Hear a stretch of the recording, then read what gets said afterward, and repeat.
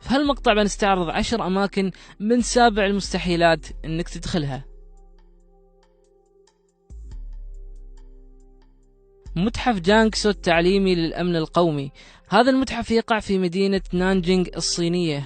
المتحف يعرض أدوات وملفات تجسس تم استخدامها من قبل جواسيس وعملاء المخابرات الصينية على مر 100 سنة الماضية. ليش ما تقدر تزور هالمتحف؟ لأنه محظور دخوله على غير المواطنين الصينيين.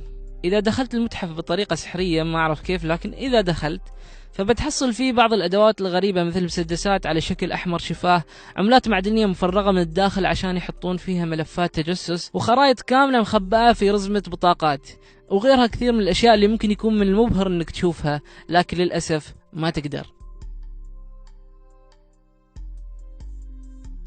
بلدة ميزيغوري هي منطقة عسكرية مغلقة في روسيا.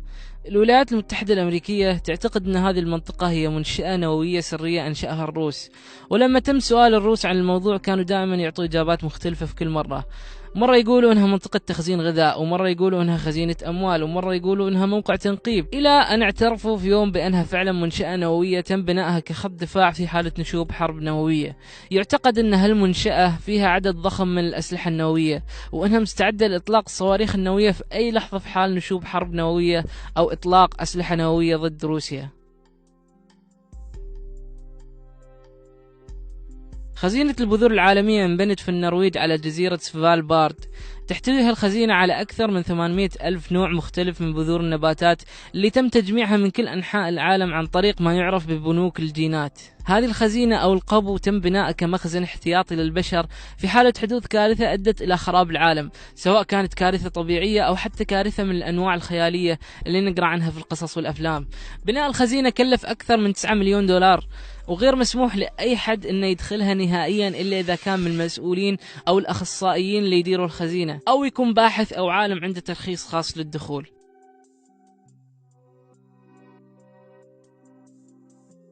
اير فورس 1 أو سلاح الجو 1 هي الطيارة الخاصة بالرئيس الأمريكي، واللي أطلقت لأول مرة عام 1953. الطيارة هذه معدة عشان تكون مكتب رئاسي متحرك يقدر من خلال الرئيس الأمريكي إنه يدير شؤون الدولة. الطيارة هذه مجهزة بكل أنواع وسائل الحماية، مع أن شكلها من برا يشبه الطيارات المدنية، إلا أنها تقدر تطلق الصواريخ وتقدر تشوش على أجهزة الرادار، وأيضا مزودة بدرع كهرومغناطيسي يقدر يحميها إذا مشت في أماكن فيها إشعاعات نووية. من مميزات الطيارة هذه أيضا أنها ما تحتاج تهبط عشان تعبي بترول، تقدر تعبي وهي طايرة في الهواء بمساعدة طيارة ثانية. كهف لازكو الواقع بفرنسا يعتبر واحد من أهم الكنوز الأثرية حول العالم، ولما أقول كنز ما أقصد ذهب أو أحجار كريمة، لكن يعتبر كنز حضاري مهم جدا. هذا الكهف يعتبر حافظة لبعض من أقدم الرسوم الجدارية وآثار الأقدام اللي ترجع للبشر اللي عاشوا في هذه المنطقة قبل حوالي 17 ألف سنة. في فترة من الفترات كان هذا الكهف مسموح بزيارته من قبل الناس، لكن في سنة 1963 تم إغلاق الكهف أمام الزوار لأن تواجد الناس حوالين هذه الآثار بدأ يخربها. ما نتكلم عن تخريب متعمد، نتكلم عن أشياء عادية مثل التنفس، حتى التنفس ممكن يؤذي هالآثار. فالحين ما صار في إمكانية لدخول الكهف إلا لبعض الباحثين والعلماء المصرح لهم لفترة بسيطة جدا. وعشان الناس ما يكونوا محرومين تماما من استكشاف الرسومات والآثار، تم إنشاء كهف آخر وترتيبه بحيث أنه صار نسخة طبق الأصل من الكهف الأصلي، وتم فتح أبوابه أمام الزوار من عام 1983. The Church of Scientology أو كنيسة الساينتولوجيا تعتبر حركة دينية جديدة تأسست في الخمسينات.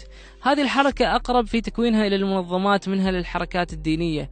هذه المنظمة أو الكنيسة يدور حوالينها كثير من الكلام والشائعات والقصص الغريبة والمثيرة للريبة والشك، وتعتبر من أكثر الحركات الدينية إثارة للجدل، وحتى في العديد من الدول اللي رفضت الاعتراف فيهم. ممكن إن شاء الله في يوم من الأيام نسوي موضوع أو مقطع كامل عنهم. المهم، هذه الجماعة عندهم خزينة تحت الأرض في ولاية نيو مكسيكو الأمريكية. الخزينة هذه تقع في كهف في صحراء نيو مكسيكو، وأيضا تم تصميمها بأسلوب يخليها تتحمل انفجار قنبلة هيدروجينية. داخل الغرفة في صناديق مصنوعة من التيتانيوم، داخل الصناديق ألواح معدنية منقوش عليها تعاليم كنيسة الساينتولوجيا. الخزينة محمية ببوابة وزنها أكثر من 2 طن من الحديد، وفقط الناس اللي هم في أعلى هذه المنظمة أو الكنيسة يقدروا يدخلوها. والخزينة هذه محمية أيضا بحراس وكاميرات مراقبة على مدار 24 ساعة. The White Gentlemen's Club أو النادي الأبيض للسادة، تأسس هذا النادي عام 1693، يعني النادي قديم جدا، في العاصمة البريطانية لندن. النادي حاليا ضم أعضاء كبار وبعضهم من العائلة الملكية مثل الأمير تشارلز والأمير ويليام ودوق كامبريدج ورئيس الوزراء البريطاني. هذا النادي يعتقد أن أكثر النوادي حصرية في العالم، ما يدخل هالنادي إلا اللي يعتبرون من صفوة المجتمع وعلاهم شأنا، سواء بالمال أو الجاه أو السلطة، يعني من الآخر للفخمين فقط، عيال فقر ما لهم مكان. من خصائص هالنادي هو عدم قبوله لأي أعضاء غير من الرجال، وتم رفض طلب أي امرأة قدمت طلب بالانضمام. أعضاء النادي يمارسوا من خلالها نشاطات خاصة جدا ما يقدر أي حد يطلع عليها. واحدة من هذه النشاطات هي مراهنات عالية المستوى بأرقام ضخمة جدا من الأموال على كل الأحداث اللي ممكن تحصل، سواء كانت رياضية، اجتماعية، أو حتى سياسية.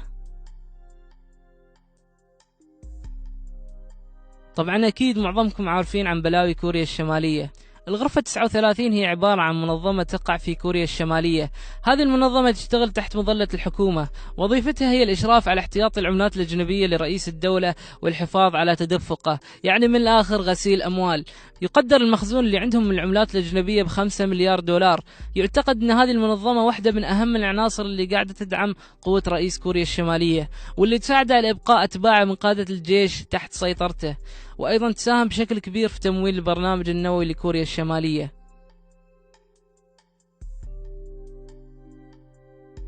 فورت نوكس أو قلعة نوكس، هذه القلعة تقع في ولاية كنتاكي الأمريكية، وهي عبارة عن خزينة محصنة تحتوي على جزء كبير من احتياطي الذهب للولايات المتحدة الأمريكية.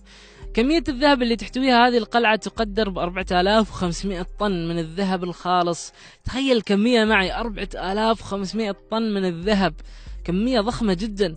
جدران القلعة مبنية من الجرانيت ومحمية ببوابة مضادة للانفجارات، وزنها 22 طن وثخانتها 22 إنش. القلعة تعتبر ثكنة عسكرية محمية بجيش كامل مكون من 30 ألف جندي، مع كثير من المدرعات والدبابات والمدافع وحتى طيارات الهليكوبتر الحربية.